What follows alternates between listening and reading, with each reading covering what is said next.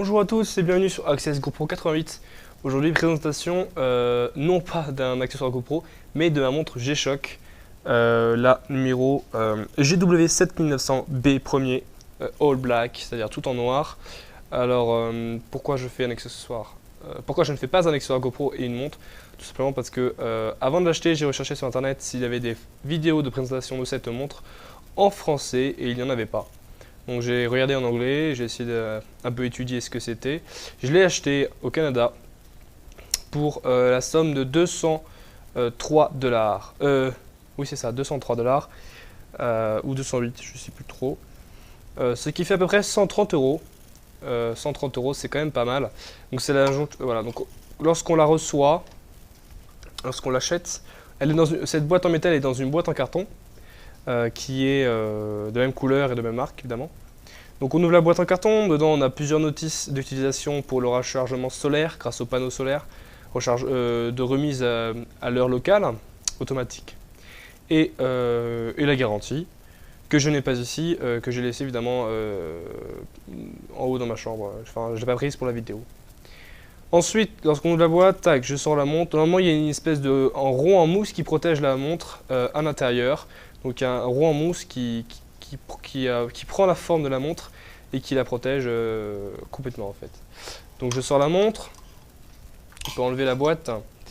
D'ailleurs, qui est très utile, qu'on peut se servir pour transporter des choses fragiles. On la met dans cette boîte et ils sont à l'abri. Donc voici la montre GW7900B première qui est de marque Casio, particulièrement la série G-Shock. Donc c'est Rescue série je crois. Rescue série c'est ça. Donc G-Shock résiste, hein, ce sont des montres qui sont assez résistantes. J'ai vu sur une vidéo qu'elles résistent évidemment au froid extrême, c'est-à-dire au froid extrême, je veux dire congélation. Donc les gens l'ont congée dans des bouteilles d'eau et elle est toujours en état de marche. Au niveau du chaud, je ne sais pas. Je sais qu'elle résiste quand même à la température assez élevée. Lorsque vous la laissez au soleil, elle devient brûlante. C'est pour la recharger, mais vous brûlez rien qu'à la prendre. Donc, elle est quand même assez résistante au chaud. Au choc, bon, bah, c'est la spécialité de G-Shock, donc je pense qu'elle est assez résistante. Et à la pression de l'eau, donc je crois qu'elle excède pas. Faut pas qu'elle excède 200 mètres. Donc c'est 20 bars. Alors attendez, où est-ce qu'on peut voir? Oui, c'est en haut, tout en haut, il y a les Water Resist, 20 bars. Voilà. Donc après avoir fait la petite description, un petit tour rapide de la montre. Ce qui est nouveau chez les montres G-Shock, c'est ce système-là, que j'aime beaucoup, qui n'était pas sur les précédentes versions. Un système un peu de cran qui permet de pouvoir poser sa montre sur son poignet, assez pratique et pour être, je veux dire, une position assez stable de la montre. Et aussi de pouvoir la positionner... la poser sur une table sans, vous savez, qu'elle monte comme ça, comme la plupart des montres restent dans cette position-là quand vous la mettez sur leur table. Elles sont comme ça. Alors cette façon-là est très pratique grâce au cran, car on peut, je sais pas, la poser et pouvoir lier à l'heure. C'est aussi surtout grâce il y a une espèce de liberté, je dirais, une liberté de mouvement pour le bracelet au niveau de la montre. Et cette liberté de mouvement est bien sûr sécurisée par ces crans. Sinon, quoi d'autre? Voilà, écoutez, c'est l'arrière de la montre. La fermeture est facile, il y a juste un seul petit cran. Enfin, il y a plusieurs crans, mais je veux dire, il y a un seul petit système. Parfois, il y en a qui ont 2 barres métalliques. Sinon, voilà, on a fait le tour. 4 vis sur chaque côté pour faire beau. 4 boutons qui sont assez... qui sont accrocheurs, qui sont adhésifs, je dirais adhésifs, une surface adhésive et non glissante.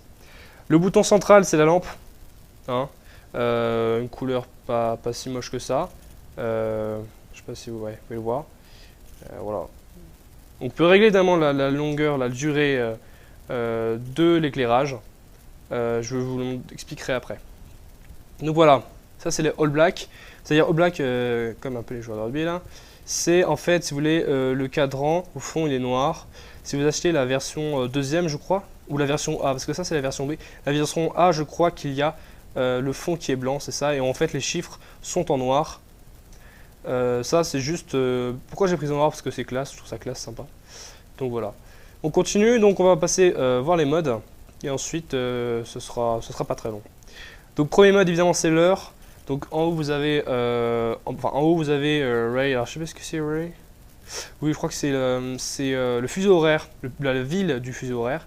Alors Ray, je sais pas ce que c'est. Je me demande ce que c'est. J'ai pas réfléchi en mettant fuseau horaire. 10-4, ah oui c'est ça, ouais, pardon, excusez-moi. En fait, si vous voulez, le petite heure que vous avez en haut, c'est une heure que vous avez choisie parmi tant d'autres. Par exemple, vous avez l'heure locale où vous êtes, et ça c'est l'heure dans notre pays que vous avez choisi. Par exemple, 10h14, alors c'est l'heure, je sais pas où, pareil, je sais pas ce que c'est. Mais je pense que c'est 3 heures de décalage entre les deux villes, hein, donc ça doit être, je sais pas, à l'est ou à l'ouest de la France. Les pays de l'Europe de l'Est ou au milieu de l'Atlantique. On continue. On continue avec donc ouais, la phase horaire.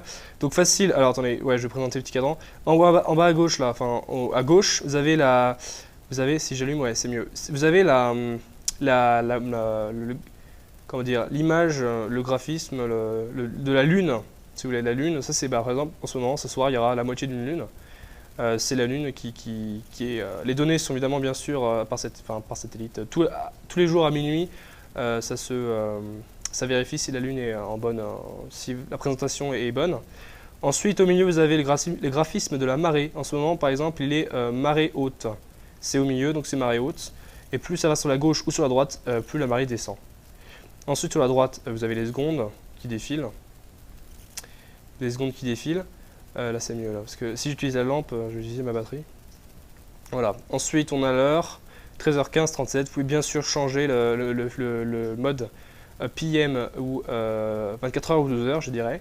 Donc 13h, 15 ou 1h15, vous pouvez choisir. Donc pour modifier l'heure et toute la date, le pays, enfin la date, oui, c'est ça, l'année, l'heure, les secondes, les minutes, c'est bien sûr en appuyant longtemps sur en haut à gauche. Voilà. Donc là, pour changer de mode, je crois que c'est là. Non, bah en fait là je change de ville. Alors en fait, ouais, c'est ça. Pour changer la ville, là, par exemple, j'ai mis Paris. Pour changer la ville, c'est ou changer ou monter, descendre, c'est à droite. Et pour changer de mode à changer, je dirais, de chiffre à changer, donc c'est sur bas à gauche. Donc là, on, c'est quoi? Alors ça, c'est l'heure d'été, l'heure d'hiver, l'heure d'été, ça change, hein, ça décale d'une heure. 24 heures ou 10 heures, par exemple, 12 heures, c'est je vais mettre 1 heure ou 1h16 par exemple, ou 13h16. C'est pour les habitués, vous mettez ce que vous voulez. Ça, c'est les secondes, pour régler les secondes, pour régler l'heure, pour régler les minutes, donc j'appuie toujours ici. Hein. Régler l'année, on est en 2014, régler le mois, donc juin, et la date, le jour, 4 juin. Ça, c'est pour savoir si la montre fait un petit bruit quand on clique dessus. Key, c'est tout simplement quand vous appuyez sur les boutons chronomètre départ ou changement de mode, ça fait un petit bip. Et pour l'enlever, vous avez juste à aller sur ce mode. Et alors je crois que c'est la mute, donc silencieux, ou le petit bruit. Moi je préfère le petit bruit, c'est plus classe. LT3, alors je crois que c'est, si je ne me trompe pas, c'est, voilà. Alors ça c'est facile, ce sont le LT1 c'est 1,5 secondes d'éclairage. Quand vous appuyez sur le bouton d'éclairage, c'est 1,5 secondes. Lorsqu'on est LT3, c'est 3,5 je crois, ou 3. En tout cas, c'est le double, c'est ça, je pense que c'est le double. Donc, vous avez deux modes d'éclairage, court et long. Bah alors, bien sûr, ça dépend. Si vous mettez long, ça usera plus vite votre batterie. Si vous mettez court, ça économisera. Mais bon, la batterie est quand même forte. Hein. Depuis que je l'ai, ça fait d'affaire un mois ou un mois et demi. Si vous voyez bien en bas à droite, il y a écrit LMH en bas. Et bah, height, c'est voilà, ma batterie est sur height, donc toujours un maximum de sa capacité depuis un mois. Alors j'utilise la LT3. Donc on change, on continue. Alors qu'est-ce que c'est que ce truc PS? Alors ça je ne sais quoi, je sais. Alors, on S. Bonne question. Attendez. Non je ne sais pas. Écoutez, si j'ai trouvé, je ferai une petite vidéo dessus. Si vous avez des questions. Hein. Mais sinon je pense que vous pouvez trouver des explications sur internet. Évidemment c'est expliqué sur la notice. Et voilà, je suis arrivé au début. Donc ça c'était pour le réglage du premier mode de l'heure. Ensuite, on passe au deuxième mode qui est bien sûr l'heure de la marée. Alors, si vous voulez choisir par exemple à 6 h du matin, la marée elle était descendante. Vous voyez sur le petit graphisme, la clignote à 6 h du matin. Si je veux changer, j'ai pas appuyé là-haut hein, pour changer l'heure de la marée. Pour choisir l'heure de la marée, vous avez juste à monter en haut, en bas. Donc là, 7 h, 8 h. La 8 h, la marée était vraiment basse. À 9 heures, elle était encore basse. Et à 10 heures, elle était, regardez, on voit à gauche, elle est montante. C'est-à-dire que là, 11 heures, elle monte. Midi, elle monte. 13 heures, elle monte. 14 heures, je crois qu'elle a fini de monter. 15 heures, elle est à son plus haut niveau. Donc marée haute à 15 heures. Donc c'est pas mal du tout.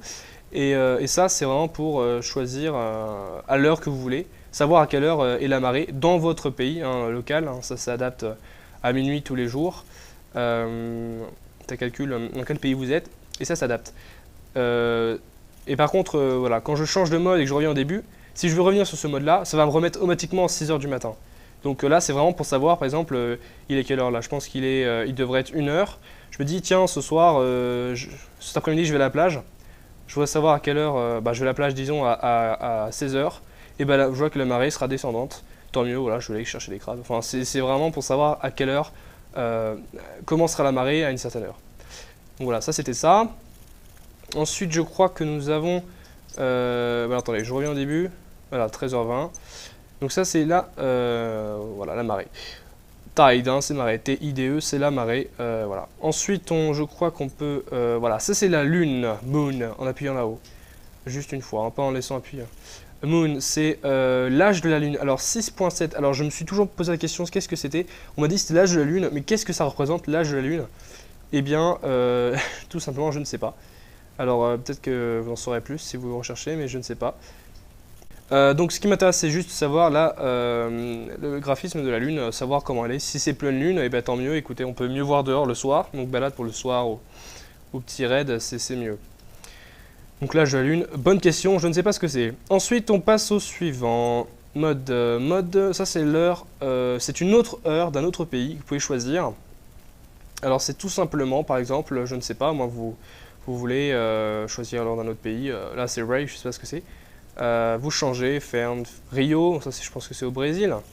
Vous avez toutes les villes principales, New York, ça c'est Chicago je crois, Mexico, Denver, ça je sais pas ce que c'est, YEA, l'axe non plus. Voilà, écoutez, vous avez toutes les villes possibles. C'est quoi ça? C'est Nouméa. Ouais, je crois que c'est en Nouvelle-Calédonie. Sydney, ouais, c'est ça, c'est en Australie. Vous avez Gum, je sais pas ce que c'est. Adèle non plus. Ça, c'est Tokyo, je crois. Séoul. Ça, je sais pas ce que c'est. Enfin, bref, vous avez toutes. Hong Kong, Singapour, Bangkok. Voilà. Vous avez toutes les villes du monde principales, les fuseaux horaires. Ce sont les fuseaux horaires. Moscou, ce sont les fuseaux horaires de tous les pays. Donc, lorsque vous arrivez dans un pays, vous choisissez votre montre, vous pouvez la régler. Mais ça, c'est pour avoir une deuxième heure. Vous pouvez avoir 2 heures sur cette montre, votre heure principale. Et ensuite, vous pouvez avoir 1 heure pour savoir si, par exemple, vous avez des amis ou de la famille dans un autre pays. Vous voulez savoir quelle heure il est chez eux pour les appeler. Vous avez juste à changer de mode, enfin, trouver le mode de l'heure. Et vous dites, tiens, il est chez eux. Ça, c'est mon heure. Okay. Alors, attendez. On va faire... Ouais, c'est ça. Ok. Voilà, par exemple, là, c'est l'heure en Côte d'Ivoire. Je sais qu'il y a 2 heures de décalage, je sais qu'ils ont moins de 2 heures. C'est l'heure. Il est 11h22, je sais que ma famille, je sais que je peux les appeler parce que ils sont réveillés, quoi. Enfin, c'est vraiment pour savoir quelle heure il est dans un autre pays. Bref, passons. Ça, c'était le mode horaire, fuseau horaire à l'heure. Donc ça, ce sont les alarmes. Vous avez 5 alarmes et SIG, c'est-à-dire... vous savez, c'est pour régler SIG, c'est savoir si vous voulez que ça sonne à toutes les heures, tous les changements d'heure. Donc là, j'ai mon alarme à 17h55. Vous avez plusieurs alarmes. Je vais changer de mode. Alarme. Alarme 1, alarme 2, alarme 3, alarme 4. Vous avez toujours l'heure locale en haut à droite pour savoir quelle heure elle est. Vous avez vu que vous avez quand même l'heure. Alarme 5. Non, ça c'est snooze. Ok, donc vous avez 4 alarmes, pardon. 4 alarmes. Snooze, c'est tout simplement, comme sur votre iPhone, si vous en avez un, c'est une alarme qui sonne. Et en fait, si vous voulez, pour qu'elle ressonne après, enfin, elle ressonnera par exemple toutes les 5 minutes, si je ne me trompe pas. Re-salut, c'est encore bugué, encore un bug technique. Donc on continue, donc j'étais à, excusez-moi, j'étais aux alarmes. Donc on va faire ça vite parce que la vidéo ne faut pas que ce soit trop longue. Donc on avait dit alarme 1, alarme 2, alarme 3, alarme 4, snooze, donc vous verrez, moi je ne sais pas ce que c'est. CX, c'est évidemment, si vous mettez on, c'est donc l'heure en fait, si vous voulez, dès qu'il y a l'heure, ça sonne. Dès qu'une heure passe, ça sonne. Alors petit 0, je sais pas du tout, mais j'ai une petite imagination. Je pense que si on met, par exemple, si on met... je peux pas toucher. Bah écoutez, je sais. Ah, ouais, ça c'est les armes. Je pense que si, voilà. Donc on-off, moi je mets pas. Mais 0-0, je sais pas. Je sais pas ce que c'est. Bonne question. Bonne question. Ok, on passe au mode suivant. Donc ça c'est le chronomètre, le plus basique des modes qu'on le retrouve à peu près partout dans toutes les montres. Donc start, stop, remise à niveau. Il n'y a rien de mieux et rien de plus simple. Start, stop, c'est écrit un peu sur les côtés. Reset and split. Je sais pas ce que c'est. Donc reset et reset, voilà. Donc hop, démarrage, et tac. Donc si vous voulez par exemple prendre deux coureurs, si vous avez des coureurs qui courent, un qui arrive avant l'autre, facile, démarrage. S'il y en a qui arrive, tac, j'ai son temps là, donc tu es arrivé à 3,91. Le chrono derrière il continue à courir, hein, continue à tourner. Et là il y a le deuxième qui arrive un peu en retard. Ce qu'on fait c'est qu'on appuie sur start. Pour stop, je veux dire, pour arrêter le chrono qui continuait derrière. Donc là on a le temps du premier qui est arrivé. Et lorsqu'on fait, lorsqu'on appuie ici, ça nous donne le temps auquel le deuxième est arrivé. Donc il est arrivé 4 secondes après. 4 secondes et quelques. Et ensuite, facile, on remet à 0. Donc ça c'était pour le mode chronomètre. Voilà. Évidemment qui n'excède pas les 24 heures.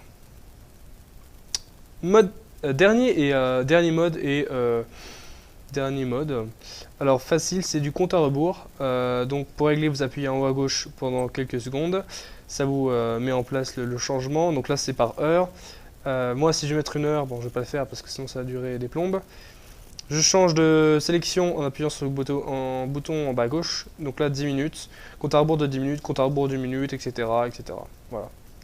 Et donc là je mets 1 minute par exemple. J'appuie en haut pour fermer le changement. Et pour le démarrer, le compte à rebours, facile comme un chronomètre, j'appuie sur le côté à droite. Donc là, dans 58 secondes, ça va sonner. On a en haut le point de départ, c'est-à-dire que lorsque vous voyez votre compte à rebours, vous voyez qu'il défile, et en haut à droite, vous voyez à combien de temps il est parti. Donc là, il est parti à 1 minute, parce que je l'ai mis à 1 minute. Donc on va changer, on va voir s'il sonne. Donc voilà, écoutez, donc là on revient à l'heure, 14h20, toujours pas déjeuner, j'ai faim. Donc voilà, donc c'était une très belle montre, très sympa. Là j'aime bien la petite couleur de la lumière d'ailleurs, c'est pas, il y en a qui sont assez fades, qui sont jaunes comme lumière. Là c'est une couleur assez high-tech, quoi, je veux dire, c'est sympa.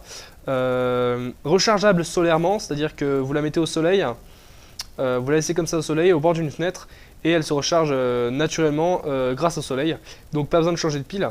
Et donc si j'ai bien compris, la pile peut durer, je sais pas, voilà, compte à rebours qui sonne.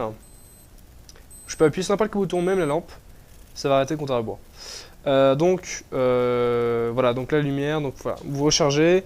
Alors si vous voulez un petit détail de l'écran, si mon focus peut bien s'adapter. Donc en bas à droite, nous avons bien sûr la batterie. Vous voyez écrit batterie avec HL/ML, donc height pour haut niveau de batterie, medium pour moyen, au niveau moyen, et low pour vraiment un niveau bas.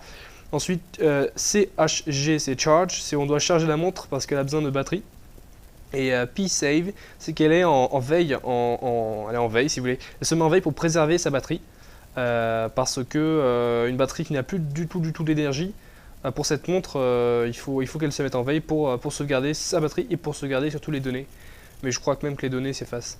En tout cas, niveau charge, quand c'est niveau charge et là où il y a quelques fonctions qui disparaissent, qui ne peuvent plus être utilisées, comme le chronomètre, le compte à rebours, certaines alarmes, qui ne peuvent plus être utilisées à cause du manque de batterie. Ensuite, nous avons au centre, nous avons snooze, vous voyez, snooze, alarme, sig, mute et un AEL. Donc snooze, ben, ça je sais plus, je vous dis de rechercher. Alarme, c'est pour vous dire si vous avez mis une alarme en route. Sick, c'est pour vous dire si vous avez mis sick en route. Mute, si vous avez mis mute, pour pas entendre des petits bips sonores. Et AEL, je crois que c'est un système avec la lampe. J'ai plus exactement le... Ah si, c'est ça, oui. AEL, en fait, si vous voulez, c'est pas mal du tout, mais bon, ça use un peu de batterie. C'est par exemple, si vous mettez votre montre au poignet, enfin si vous mettez, vous la mettrez quand même, mais lorsque vous avez votre montre au poignet, si vous mettez le mode AEL, hein, qu'on peut très bien trouver sur la notice comment le mettre, c'est en fait, si vous voulez, quand vous avez le poignet comme ça, si vous penchez votre poignet de ce sens-là sur un quart de, voilà, la lumière s'allumera toute seule.